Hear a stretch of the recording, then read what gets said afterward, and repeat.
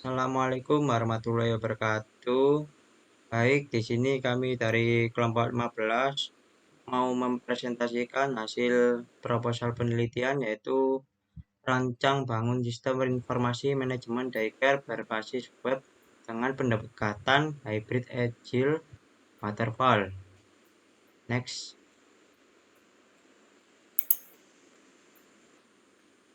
Dan ini untuk anggota kelompoknya terdiri dari 4 orang, yaitu ada Ahmad Taufik, 3 tim terakhir 045, kemudian ada Muhammad Nur Hidayatullah, saya sendiri, tim terakhir 047, dan ada Angela Dwi Vanessa, tim terakhir 110, dan yang terakhir ada Jihan, tim terakhir 114.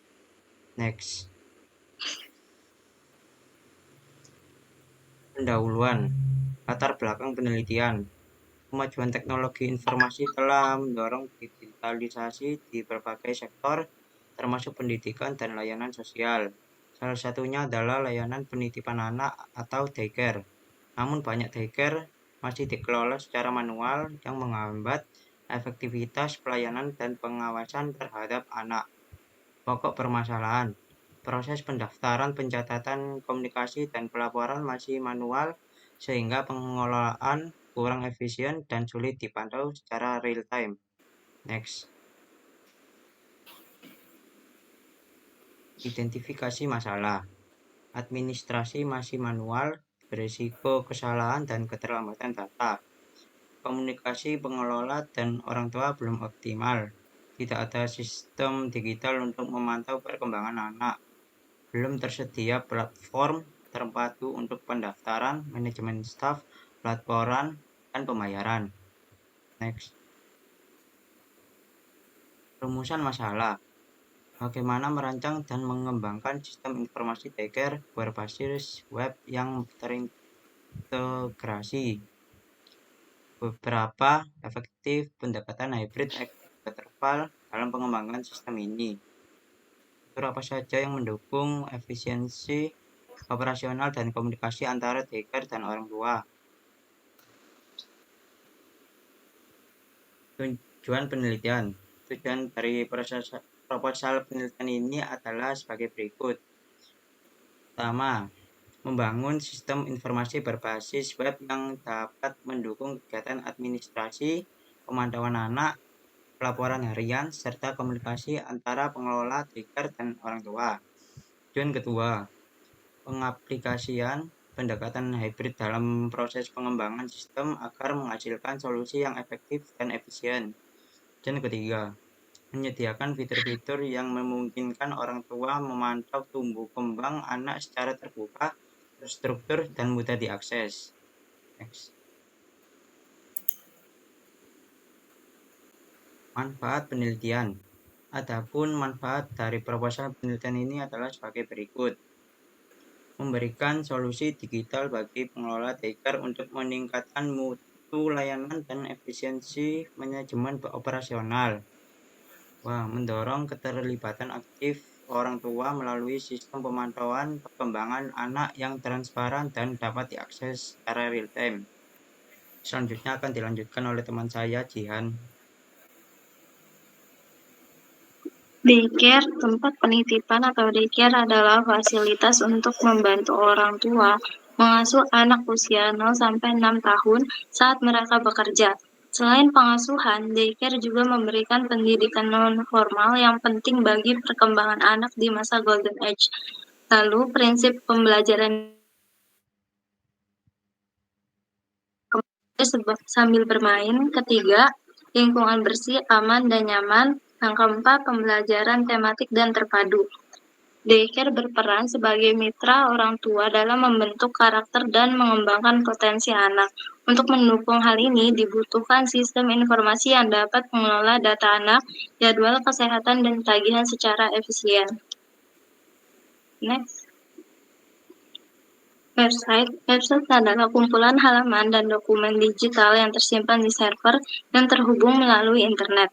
Website berfungsi sebagai media penyampaian informasi secara daring dalam berbagai format yaitu teks, gambar, audio, dan video yang interaktif serta memungkinkan keterkaitan antar halaman melalui sistem hypertext yang diakses melalui browser.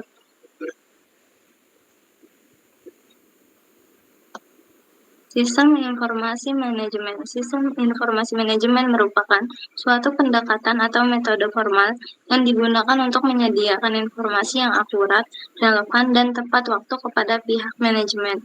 Informasi ini digunakan untuk mendukung proses pengambilan keputusan, meningkatkan kualitas perencanaan, memperkuat fungsi pengawasan, serta menunjang kelancaran operasional organisasi.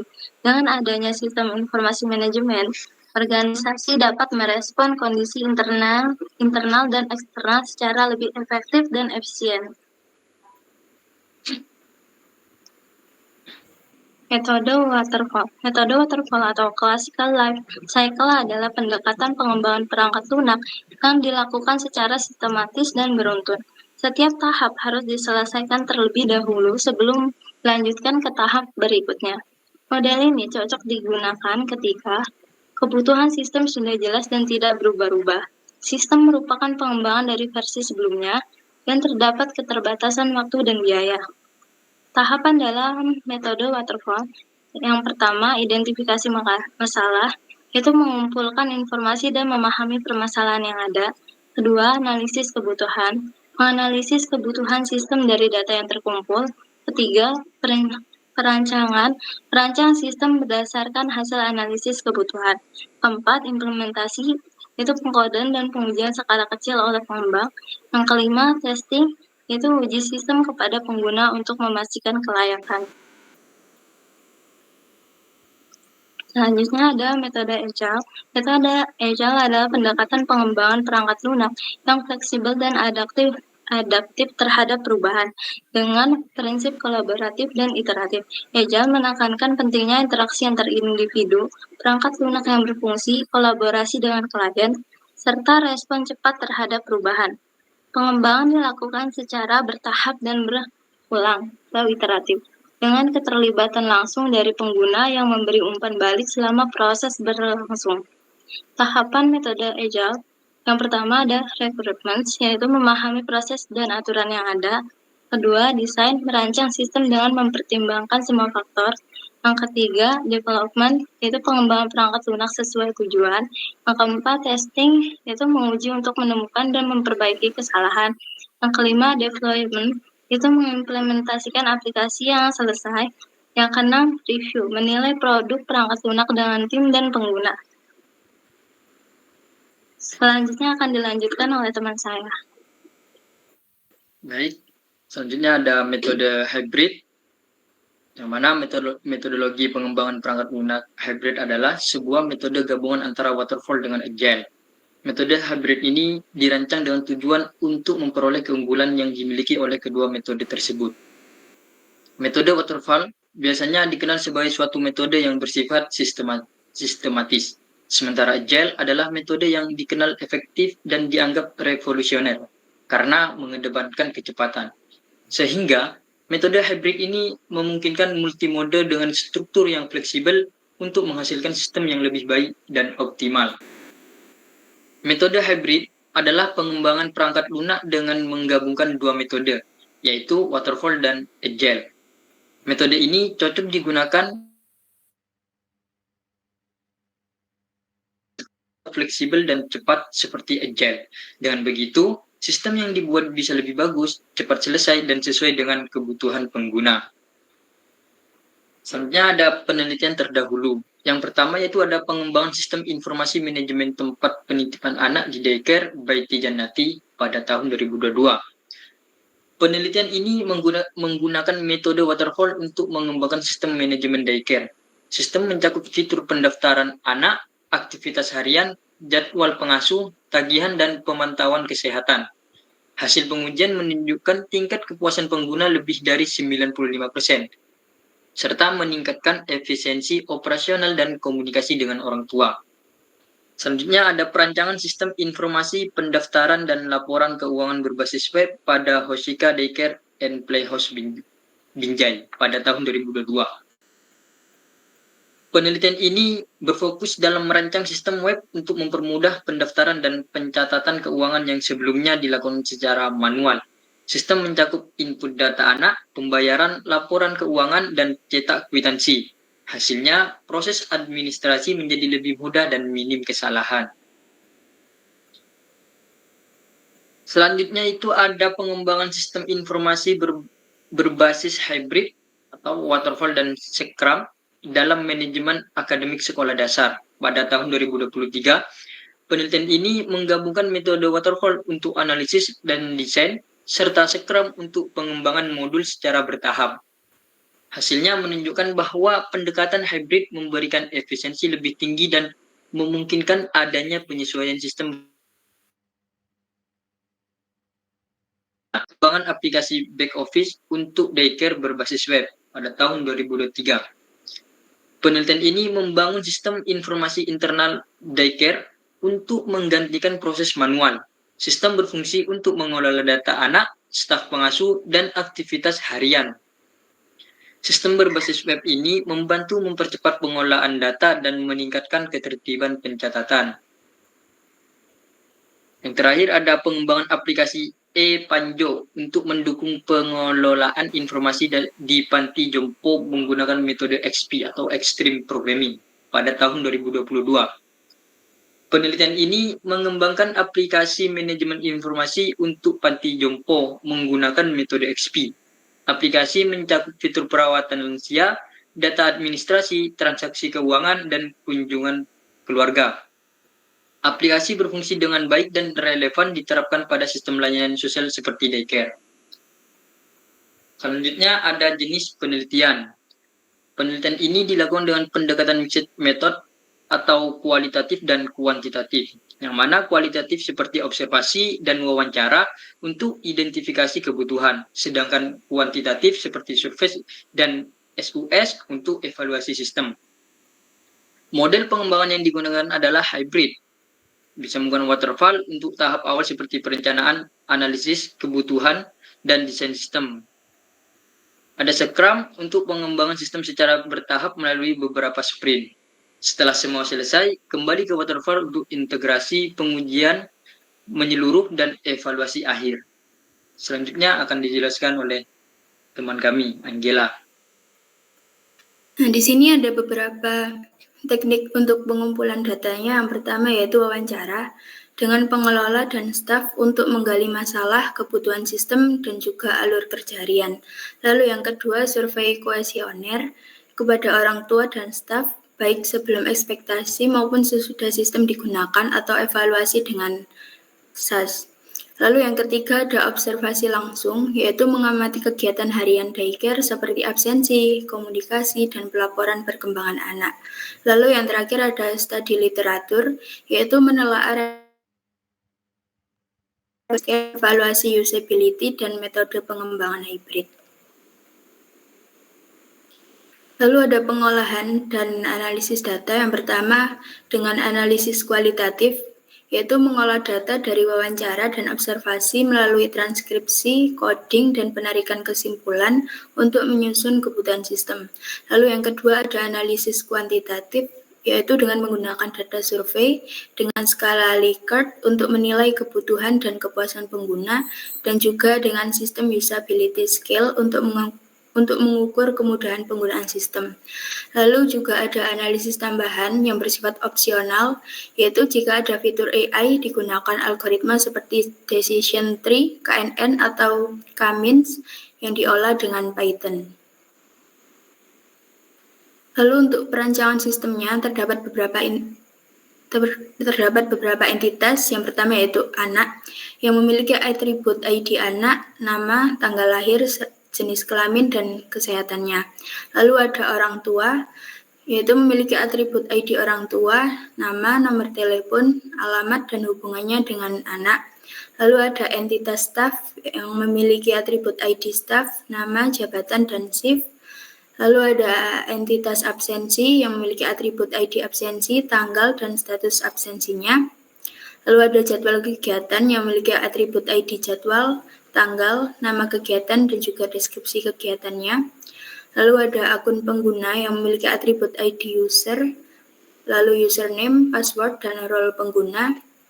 Juga ada laporan yang memiliki atribut ID laporan, tanggal, dan keterangan laporannya. Dan di sini terdapat gambar perancangan sistemnya. Lalu untuk relasinya terdapat relasi one to many, yang artinya satu orang tua bisa memiliki banyak anak, lalu satu anak bisa memiliki banyak entry di absensi dan laporan perkembangan. Lalu juga ada relasi many to many, yaitu staf bisa memantau banyak anak dan juga sebaliknya. Untuk perangkat tools yang digunakan, yang pertama menggunakan perangkat keras atau hardware, yaitu laptop atau PC yang akan digunakan untuk pengembangan web. Lalu yang kedua ada smartphone, digunakan untuk melakukan pengujian tampilan responsif. Lalu ada perangkat lunak atau softwarenya, yang pertama yaitu bahasa pemrograman. Lalu yang kedua, framework yang bersifat opsional. Lalu ada database management system. Lalu ada version control, program tools, browser, dan juga observer. Kesimpulannya, penggunaan perangkat dan tools ini dirancang untuk mendukung proses pengembangan sistem secara efisien, kolaboratif, dan juga terstruktur. Lalu untuk jadwal penelitiannya, rencana penelitian ini akan disusun untuk dilaksanakan selama 12 bulan. Pembagian waktu penelitian ini berfungsi sebagai panduan untuk memastikan bahwa seluruh proses penelitian dapat diselesaikan secara tepat waktu. Di sini bulan pertama sampai bulan kedua yaitu studi literatur dan observasi lapangan. Pada tahap awal ini fokus utama yang dilakukan adalah menggali informasi dan juga teori-teori yang relevan melalui kajian literatur. Lalu bulan 3 sampai 4 yaitu melakukan pengumpulan data. Metode pengumpulan ini disesuaikan dengan kebutuhan seperti wawancara, kuesioner, atau yang lainnya. Lalu bulan 5 sampai 6 yaitu perancangan sistem. Peneliti mulai merancang sistem berdasarkan data yang telah dikumpulkan. Untuk bulan 7 sampai 9 yaitu pengembangan sistem, tahapan yang merupakan proses implementasi dari desain yang telah dibuat sebelumnya ke dalam bentuk sistem yang nyata. Bulan 10 melakukan pengujian sistem. Pengujian akan dilakukan secara menyeluruh baik dari sisi teknis maupun dari kenyamanan pengguna. Untuk bulan 11 melakukan evaluasi dan juga perbaikan. Evaluasi juga untuk membantu memastikan bahwa sistem yang dikembangkan benar-benar sesuai dengan kebutuhan awal. Untuk bulan 12 yaitu penyusunan laporan akhir. Laporan tersebut akan disusun sesuai dengan standar penulisan ilmiah dan dijadikan dokumen secara resmi dari hasil penelitian yang dilakukan.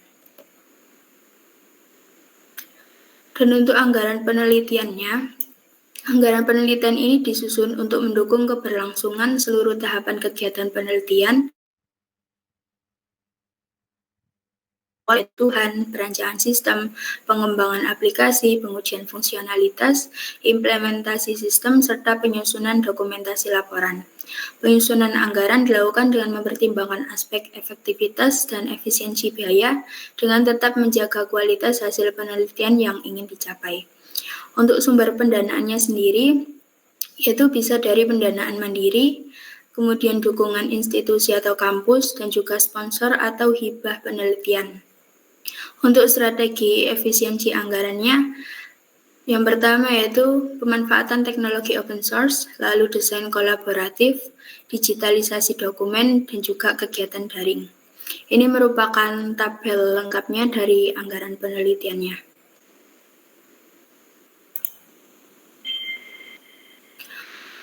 Untuk kesimpulannya sendiri, sistem informasi manajemen daycare berbasis web dibutuhkan untuk mengatasi pengelolaan manual yang tidak efisien dan rawan kesalahan. Sistem ini meningkatkan efisiensi, akurasi, dan transparansi, serta memungkinkan orang tua memantau anak secara real-time. Pengembangan menggunakan kombinasi metode waterfall dan Agile dengan fitur utama yaitu manajemen administrasi, pemantauan anak, komunikasi terintegrasi, dan juga pembayaran otomatis. Sekian presentasi dari kelompok kami, kurang lebihnya kami mohon maaf. Terima kasih. Wassalamualaikum warahmatullahi wabarakatuh.